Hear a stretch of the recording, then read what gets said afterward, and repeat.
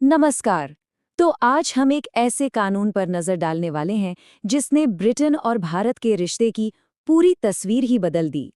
हम बात कर रहे हैं पिट्स इंडिया एक्ट 1784 की।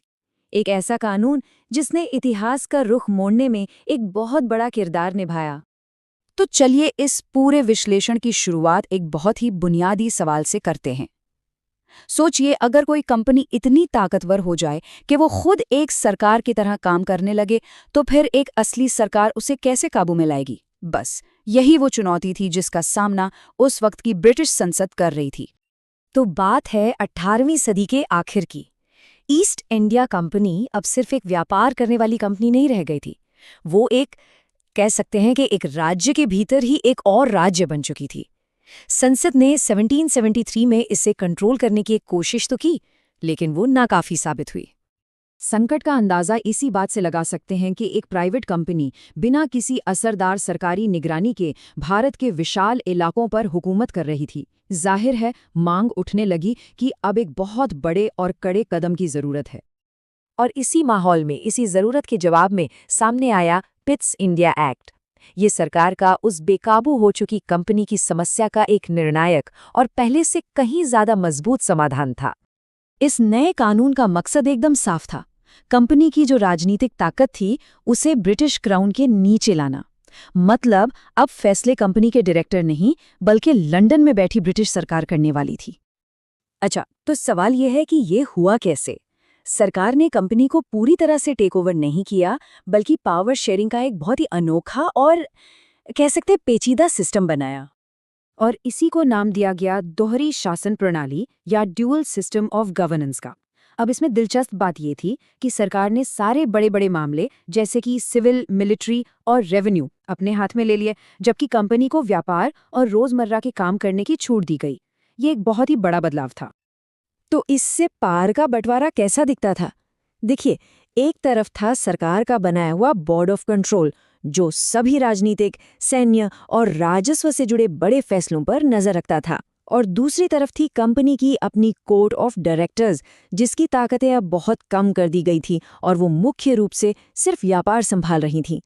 अगर आसान भाषा में समझें तो सरकार अब चेयरमैन बन गई थी और कंपनी बस एक सीईओ बनकर रह गई थी। तो ये जो नई पावर थी, बोर्ड ऑफ कंट्रोल, ये थी क्या? दरअसल एक्ट के तहत लंदन में 6 सदस्यों की एक नई बॉडी बनाई गई। यही वो बॉडी थी जिसके जरिए सरकार भारत से जुड़े मामलों को सीधे सीधे कंट्रोल करती थी। मतलब भारत से जुड़ी हर बड़ी पॉलिसी अब यहीं से तय होनी थी। और बात सिर्फ लंदन तक ही सीमित नहीं थी। भारत में भी एक बड़ा बदलाव किया गया। प्रशासन को ज्यादा सेंट्रलाइज और मजबूत बनाने के लिए गवर्नर जनरल की काउंसिल के सदस्यों को घटाकर 3 कर दिया गया।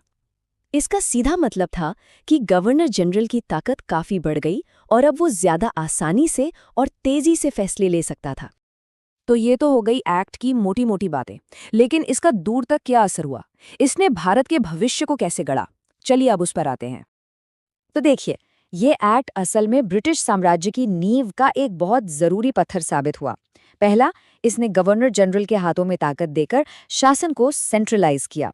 दूसरा, इसने पहली बार आधिकारिक तौर पर कंपनी के भारतीय इलाकों पर ब्रिटिश क्राउन का अधिकार स्थापित किया।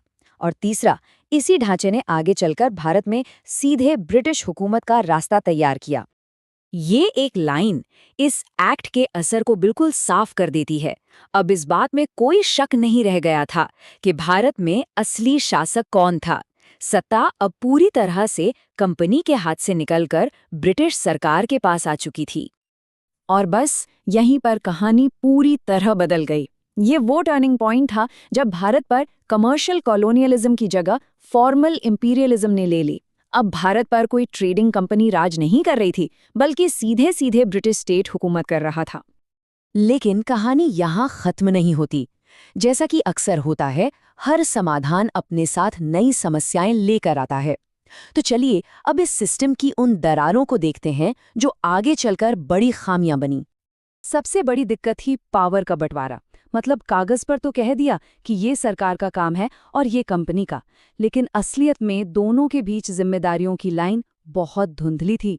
इसका नतीजा लगातार टकराव और एडमिनिस्ट्रेशन में ढीलापन। दूसरी बड़ी समस्या थी करप्शन। एक्ट का एक मकसद था कंपनी के अफसरों पर लगाम लगाना, उनके भ्रष्टाचार को रोकना, लेकिन ये एक्ट इसमें कुछ खास कामयाब नहीं हो पाया। भारत में कंपनी के अधिकारियों के बीच सत्ता का गलत इस्तेमाल और भ्रष्टाचार उसी तरह चलता रहा। और इन सब का नतीजा क्या निकला? एक बहुत ही कंफ्यूजिंग सिस्टम। सोचिए, दो बॉस हैं, लंदन में बोर्ड ऑफ कंट्रोल और कोर्ट ऑफ डायरेक्टर्स। भारत में बैठा अधिकारी किसकी सुने? इससे फैसले लेना बहुत मुश्किल हो गया और पूरा शासन तंत्र उलझ कर रह गया। तो आखिर में हम इस सवाल पर आके रुकते हैं, पिट्स इंडिया एक्ट असल में था क्या? क्या ये एक बेलगाम कंपनी पर सरकारी नियंत्रण का एक शानदार समाधान था, या फिर इसने बस एक नई और ज्यादा पेचीदा किस्म की कन्फ्यूजन की शुरुआत की थी? सच शायद इन दोनों के बीच में ही कहीं है, और इसका असली असर क्या था, ये आज भी एक बहस का मुद्दा है।